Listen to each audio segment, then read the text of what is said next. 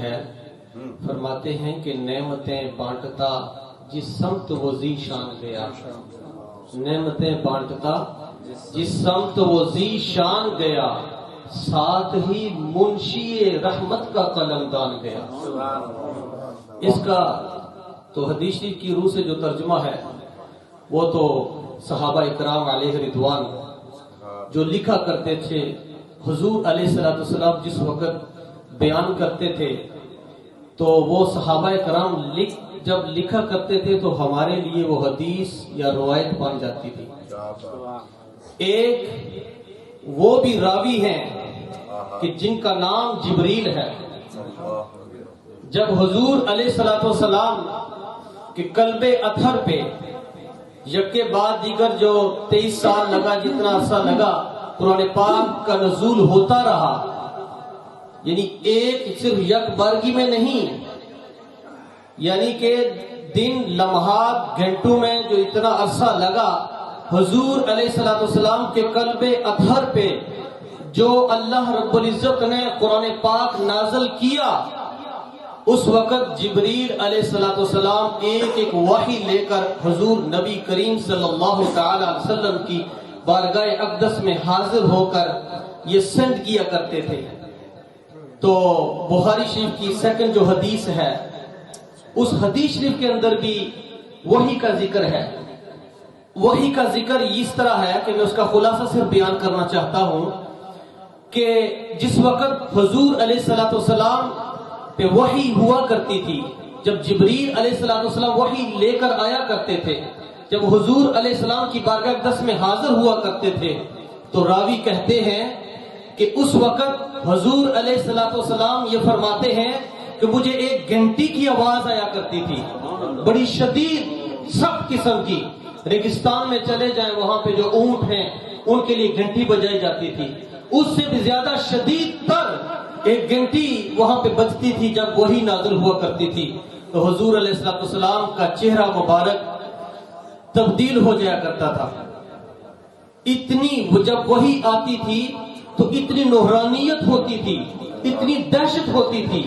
اسی دہشت کے بارے میں خالق کائنات نے قرآن پاک کے اندر لازوال کتاب کے اندر ارشاد فرما دیا، اگر یہ قرآن پہاڑوں پہ نازل کر دیا جاتا تو پہاڑ بھی ریزہ ریزہ ہو جاتا۔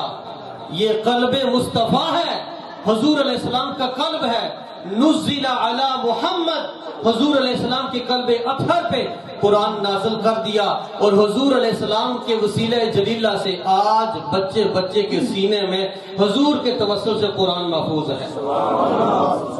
اور جبریل جب وحی لے کر آیا کرتے تھے، ساتھ ہی منشی رحمت کا قلمدان گیا، جبریل پیچھے پیچھے، حضور آگے آگے۔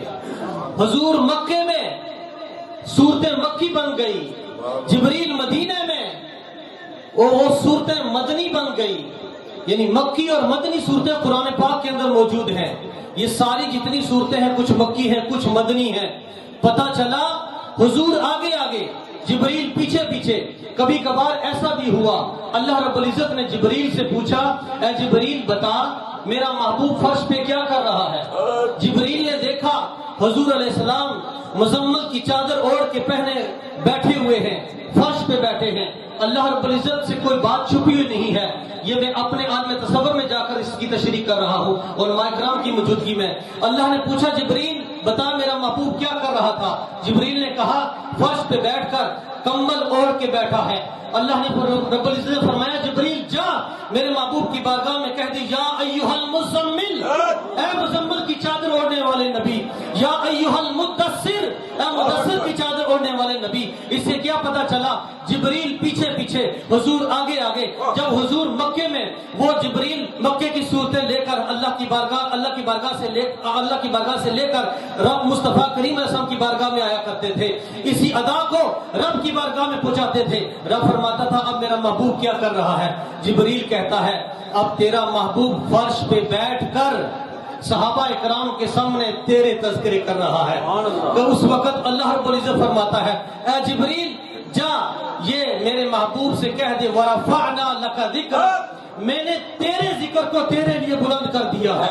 صحابہ کرام کے سامنے جب جبریل یہ آیتیں لے کر آیا کرتے تھے، اسی پتہ چلا کہ جبریل بھی منشی بن کے پیچھے پیچھے ان روایتیں جتنی بھی ہیں ان کو بھی لے کر، اور اللہ کے کلام جو ہے، جو نزل علی محمد، جو قلب مصطفیٰ پہ نازل ہوا ہے، کیونکہ ایک نس قطعی ہے، ایک نس ظنی ہے۔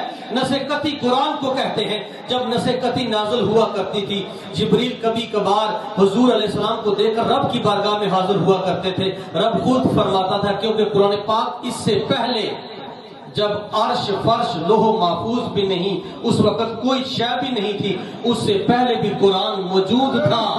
قرآن جب حضور علیہ السلام ظاہری طور پر آپ کی جب پیدائش مبارک ہوئی، جب اعلان نبوت فرمایا، قرآن کا نزول وہاں سے شروع ہو گیا۔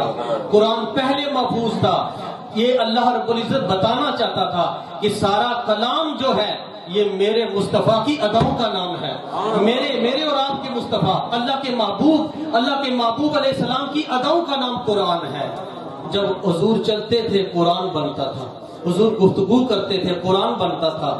تو اس لیے رب نے فرمایا وما ينطق عن الهوى ان هو الا وحی یوحى۔ اللہ کے پیارے محبوب کریم صلی اللہ علیہ وسلم جب بھی گفتگو کرتے ہیں